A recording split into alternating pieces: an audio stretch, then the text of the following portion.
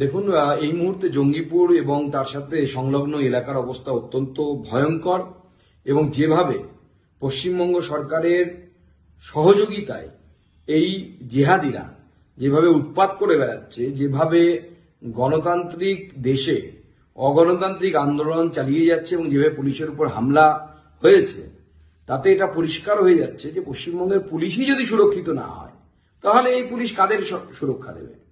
জঙ্গিপুর তথা মুর্শিদাবাদ জেলায় তো হিন্দুরা সংখ্যালঘিষ্ঠ, তাহলে সংখ্যালঘুদের এই অর্থাৎ হিন্দুদের তাদের সুরক্ষার দায়িত্ব কার?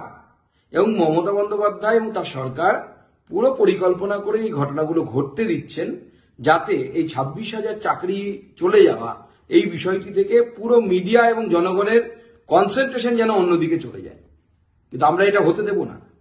এবং আমার মনে হয় রাজ্য সরকারের উচিত, আপনার পুলিশ যখন পারছে না, আপনার পুলিশ যখন নপুংসক পুলিশে পরিণত হয়েছে, কেন্দ্র সরকারকে বলুন প্যারামিলিটারি ফোর্সেস পাঠাতে, বিএসএফ কে পাঠাতে, দেখবেন সব ঠান্ডা হয়ে যাবে। আর ঠান্ডা কিভাবে করতে হয় কেন্দ্রীয় ফোর্সেস জানে। একটা বাড়ি পড়লে পরেই সব ঠান্ডা হয়ে যাবে। কিন্তু এই পুলিশ পারবে না, কারণ এই পুলিশও পারতো, কিন্তু মমতা বন্দ্যোপাধ্যায় যতদিন পুলিশ মন্ত্রী মুখ্যমন্ত্রী আছেন ততদিন পারবে না, কারণ এই পুলিশের কাছে স্ট্যান্ডিং ইনস্ট্রাকশন আছে